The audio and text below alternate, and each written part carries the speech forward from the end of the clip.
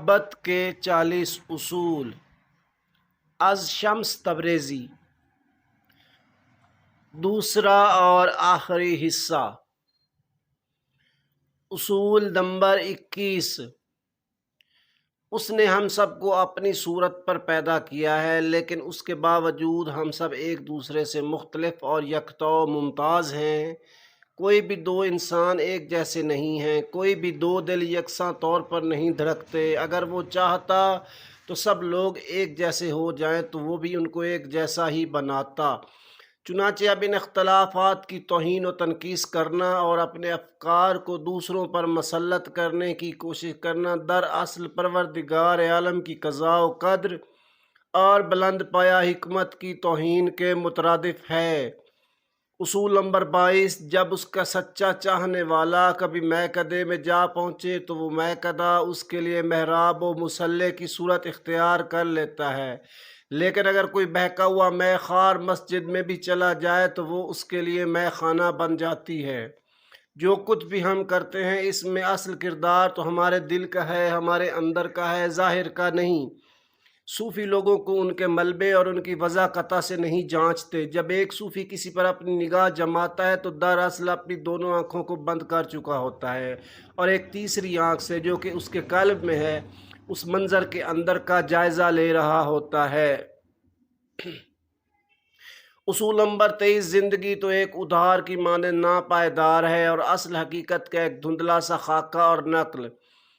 صرف بچے ہی اصل حقیقت کی بجائے کھلونوں سے بہلتے ہیں، لیکن اس کے باوجود لوگ کھلونوں پر فریفتہ ہوتے ہیں یا بے قدری سے انہیں توڑ ڈالتے ہیں۔ اس زندگی میں ہر قسم کی انتہاؤں سے دور رہو، کیونکہ انتہا پسندی تمہارے اندرونی توازن کو بگاڑ دیتی ہے۔ صوفی اپنے رویوں میں انتہا پسند نہیں ہوتے بلکہ متوازن اور نرم ہوتے ہیں۔ اصول نمبر 24۔ پروردگار کی سلطنت میں انسان کو بہت خاص مقام و مرتبہ حاصل ہے۔ اللہ نے کہا، اور میں نے اس کے اندر اپنی روح میں سے پھونک دیا ہے۔ ہم میں سے ہر ایک کو اس قابلیت کے ساتھ پیدا کیا ہے کہ وہ اس کا خلیفہ بن سکے۔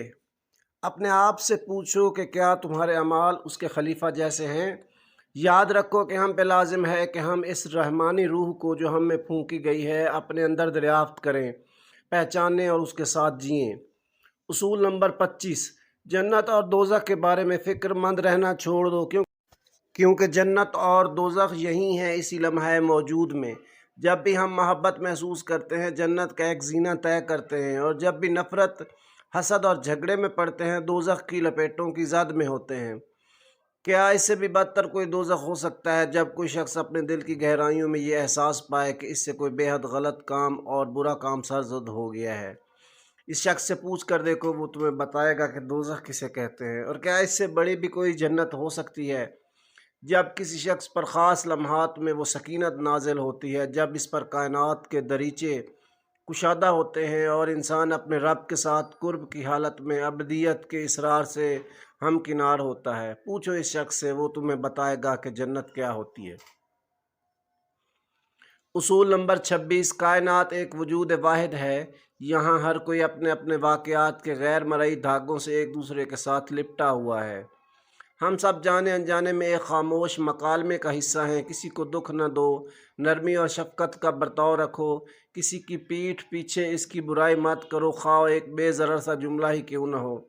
الفاظ جو ایک بار ہماری زبانوں سے نکل آتے ہیں وہ کبھی فنا نہیں ہوتے، بلکہ ایک لامحدود وسعت میں ہمیشہ کے لیے محفوظ ہو جاتے ہیں اور اپنے مقررہ وقت میں واپس ہم تک آن پہنچتے ہیں۔ بالآخر کسی بھی آدمی کی تکلیف ہم سب کو ایک اجتماعی دکھ میں مبتلا کر جائے گی، اور کسی بھی آدمی کی خوشی ہم سب کے ہونٹوں پر مسکان کا باعث بنے گی۔ اصول نمبر 27۔ یہ دنیا اس برفانی پہاڑ کی طرح ہے جہاں بلند کی گئی ہر آواز پہاڑوں سے ٹکرا کر باز گشت کی صورت میں واپس ہم تم تک پہنچتی ہے۔ جب بھی کوئی اچھی یا بری بات کرو گے تم تک واپس ضرور پلٹ کر آئے گی۔ چنانچہ اب اگر تم کسی ایسے شخص کے لیے برے کلمات منہ سے نکالو جو ہر وقت تمہارا برا سوچتا رہتا ہے تو یہ اس معاملے کو اور بھی گمبھیر بنا دے گا، اور تم منفی قوتوں کے ایک نہ ختم ہونے والے چکر میں گھومتے رہو گے، بجائے اس کے کہ تم اس کے لیے کچھ برا کہو۔ 40 دن تک اس کے لیے اچھا سوچو اور اچھی بات منہ سے نکالو۔ تم دیکھنا کہ 40 دن بعد ہر شے مختلف محسوس ہوگی، کیونکہ تم پہلے جیسے نہیں رہے اور اندر سے تبدیل ہو گئے ہو۔ اصول نمبر 28، ماضی ایک تعبیر ہے، ایک نقطہ نظر ہے، جبکہ مستقبل ایک مایا یعنی ایلیون ہے، ایک سراب ہے۔ دنیا ایک خط مستقیم کی شکل میں وقت کے دائرے میں سے نہیں گزرتی جو ماضی سے مستقبل کی طرف جا رہا ہو، بلکہ وقت ہمارے اندر سے بتدریج پھیلتے ہوئے لامتناہی کوسوں سپائرلز کی صورت میں گزرتا ہے۔ ابدیت لامحدود وقت کو نہیں بلکہ وقت سے ماورا ہونے کا نام ہے۔ اگر تم ابدی روشنی کے حامل ہونا چاہتے ہو تو ماضی اور مستقبل کو اپنے ذہن سے نکال دو اور فقط لمحہ موجود میں باقی رہو۔ یہ لمحہ موجود ہی سب کچھ تھا اور سب کچھ ہے اور ہمیشہ رہے گا۔ اصول نمبر 29، تقدیر کا یہ مطلب نہیں کہ تمہاری زندگی کو مکمل طور پر باندھ کر رکھ دیا گیا ہے۔ ہر بات کو مقدر پر چھوڑ دینا اور کائنات کے ساتھ ہم آہنگ ہونے کی کوئی کوشش نہ کرنا محض جہالت کی علامت ہے۔ کائناتی موسیقی ہر طرف سے پھوٹ رہی ہے اور اس کے 40 مختلف درجات ہیں۔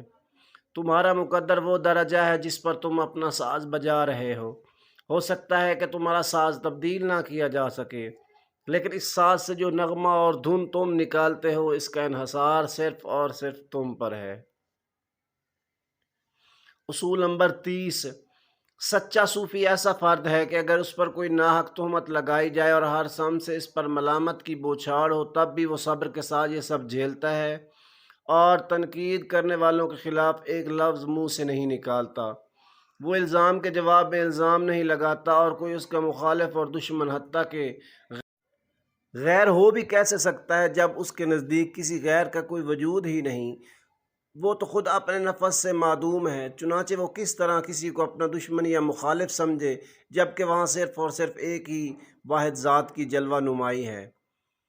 اصول نمبر 31، اگر تم اپنا ایمان مضبوط کرنا چاہتے ہو تو اس کے لیے تمہیں اپنے اندر کی سختی دور کرنا ہوگی۔ چٹان کی طرح مضبوط ایمان کے لیے کسی پرندے کے پروں سے بھی زیادہ نرم دل درکار ہے۔ زندگی میں بیماریاں، حادثات، نقصان، تمناؤں کا ٹوٹنا اور اس قسم کے کئی دیگر معاملات ہمارے ساتھ اس لیے پیش آتے ہیں تاکہ ہمیں رقت قلب عطا کریں، ہمیں خود غرضیوں سے نکالیں، نکتہ چینی کے رویے تبدیل کریں اور ہمیں کشادہ دلی سکھائیں۔ کچھ لوگ تو سبق سیکھ کر نرم ہو جاتے ہیں اور کچھ لوگ پہلے سے بھی زیادہ سخت مزاج اور تلخ ہو جاتے ہیں۔ حق تعالیٰ کے قریب ہونے کے لیے ضروری ہے کہ ہمارے قلوب اتنے کشادہ ہوں کہ تمام انسانیت اس میں سما سکے اور اس کے بعد بھی اس میں مزید محبت کی گنجائش باقی رہے۔ اصول نمبر 32، کوئی امام، کوئی پادری، کوئی ربی اور اخلاقی و مذہبی قائدین میں سے کوئی بھی تمہارے اور تمہارے رب کے بیچ حائل نہیں ہونا چاہیے، حتیٰ کہ تمہارا ایمان اور روحانی مرشد بھی نہیں۔ اپنے اقدار اور اصولوں پر ضرور یقین رکھو لیکن ان کو دوسروں پر مسلط مت کرو۔ اگر تم لوگوں کے دلوں کو توڑتے رہتے ہو تو کوئی بھی مذہبی فریضہ انجام دینا تمہارے لیے سود مند نہیں۔ ہر قسم کی بت پرستی سے دور رہو کیونکہ یہ تمہاری روحانی بینائی کو دھندلا دے گی۔ صرف اپنے رب کو اپنا حقیقی مرشد سمجھو۔ علم اور معرفت ضرور حاصل کرو لیکن ان علوم و معارف کو اپنی زندگی کا مقصد مت بناؤ۔ اصول نمبر 33، اس دنیا میں جہاں ہر کوئی کسی نہ کسی مقام پر پہنچنے اور کچھ نہ کچھ بننے کی جدوجہد کرتا ہے، حالانکہ یہ سب کچھ اسے ایک دن یہیں چھوڑ کر چلے جانا ہے، ایسے میں تم صرف اور صرف نایافت اور نیستی کو اپنا مقصد قرار دو۔ زندگی میں اتنے سبک بن جاؤ جتنا کہ صفر کا ہنسا ہوتا ہے۔ ہم ایک برتن کی طرح ہیں، برتن پر خواہ کتنے ہی نقش و نگار کیوں نہ ہو لیکن اس کا کارآمد ہونا صرف اس خلا کی وجہ سے ہے جو اس کے اندر ہے۔ یہ خلا ہی اسے برتن بناتا ہے اور یہی نایافت اور خلا ہمیں بھی درست رکھتے ہیں۔ کسی مقصد کا حصول ہمیں متحرک نہیں رکھتا بلکہ یہی خالی پن کا شعور ہے جو ہمیں رواں دواں رکھتا ہے۔ اصول نمبر 34، سر تسلیم خم کرنے اور راضی برضا رہنے کا یہ مطلب نہیں کہ ہم بے عمل ہو کر عضو معطل ہو جائیں اور نہ ہی جبریت یا تعطیل ہے، بلکہ یہ تو ایک کیپیچولیشن ہے، بالکل برعکس ہے۔ اصل قوت تسلیم و رضا میں ہے، ایسی قوت جو ہمارے اندر سے پھوٹتی ہے۔ وہ لوگ جو زندگی کے الوہی یعنی ڈیوائن حقیقت کے سامنے سر تسلیم خم کر دیتے ہیں، وہ ایسے دائمی سکون اور سکنیت میں رہتے ہیں کہ اگر سارا جہان موج در موج فطروں میں مبتلا ہو پائے تب بھی اس سکون میں کوئی خلل نہیں پڑتا۔ اصول نمبر 35، اس دنیا میں جہاں ہم رہ رہے ہیں یکسانیت اور ہمواریت ہمیں آگے لے کر نہیں جاتی بلکہ مخالفت اور تضاد آگے لے کر جاتا ہے، اور دنیا میں جتنے بھی متضاد امور ہیں وہ سب ہم میں سے ہر ایک کے اندر ہی پائے جاتے ہیں۔ چنانچہ ایک مومن کے لیے ضروری ہے کہ اپنے اندر کے کافر سے ضرور ملے، اور ایک کافر کو بھی اپنے اندر کے خاموش مومن کو دریافت کرنا چاہیے۔ ایمان ایک تدریجی سفر ہے جس کے لیے اس کے مخالف یعنی بے یقینی کا ہونا لازم ہے تا وقت ہے کہ انسان کامل کے مقام تک جا پہنچے۔ اصول نمبر 36، دنیا عمل اور اس کے رد عمل کے اصول پر قائم ہے۔ نیکی کا ایک قطرہ یا برائی کا ایک ذرہ بھی اپنا رد عمل یا نتیجہ دیے بغیر نہیں رہتے۔ لوگوں کی سازشوں، دھوکہ دہیوں اور چال بازیوں کا خوف مت کھاؤ۔ اگر کوئی تمہارے لیے جال تیار کر رہا ہے تو یاد رکھو کہ اللہ بھی خیر الماکرین ہے اور سب سے اچھا منصوبہ ساز ہے۔ ایک پتہ بھی اس کے علم اور اجازت کے بغیر نہیں ہلتا۔ بس اللہ پر سادگی کے ساتھ اور پوری طرح یقین رکھو، وہ جو کچھ بھی کرتا ہے بہت خوبصورت طریقے سے کرتا ہے۔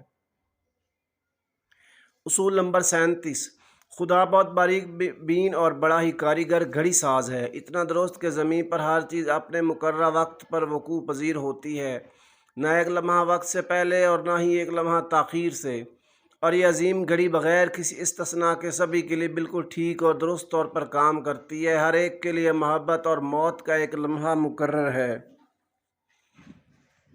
اصول نمبر 38، کوئی حرج نہیں اگر زندگی کے کسی بھی مرحلے پر ہم اپنے آپ سے یہ سوال پوچھیں کہ کیا میں اپنا طرز زندگی اور اپنی روش بدلنے کے لیے تیار ہوں؟ کیا میں اپنا آپ بدلنے کے لیے تیار ہوں؟ اگر دنیا میں ہماری زندگی کا ایک دن بھی گزرے ہوئے دن کے مساوی گزرے تو بڑی حسرت کا مقام ہے۔ ہر لمحہ، ہر آن اور ہر سانس کے ساتھ ہمیں اپنی تجدید کرتے رہنا چاہیے، نیا جنم لیتے رہنا چاہیے، اور نیا جنم لینے کے لیے ایک ہی طریقہ ہے، موت سے پہلے مر جانا۔ اصول نمبر 39، جزو تبدیل ہوتا رہتا ہے لیکن اس کا کل ویسے کا ویسے ہی رہتا ہے۔ دنیا سے جب بھی کوئی چور ڈاکو رخصت ہوتا ہے تو اس کی جگہ لینے کے لیے ایک نیا شخص پیدا کر دیا جاتا ہے، اور ہر صالح اور ولی کی رخصت ہونے پر کوئی دوسرا صالح اور ولی اس کی جگہ سنبھال لیتا ہے۔ اس طریقے سے بیک وقت ہر شے تبدیل ہوتی جاتی ہے لیکن مجموعی حقیقت میں کوئی تبدیلی واقع نہیں ہوتی۔ اصول نمبر 40، محبت کے بغیر زندگی بے معنی ہے۔ مت سوچو کہ مجھے کس قسم کی محبت کی تلاش ہے، روحانی یا جسمانی، ملکوتی یا ناسوتی، مشرقی یا مغربی۔ محبت کی یہ تقسیم مزید تقسیم پیدا کرتی ہے۔ محبت کا کوئی عنوان نہیں ہوتا، نہ ہی کوئی مخصوص تعریف یعنی ڈیفینیشن ہوتی ہے۔ یہ تو ایک سادہ اور خالص چیز ہے بس۔ محبت آب حیات بھی ہے اور آتش کی روح بھی ہے۔ جب آتش آب سے محبت کرتی ہے تو کائنات ایک مختلف روپ اور نئے انداز میں ظہور پذیر ہو جاتی ہے۔ بہت شکریہ۔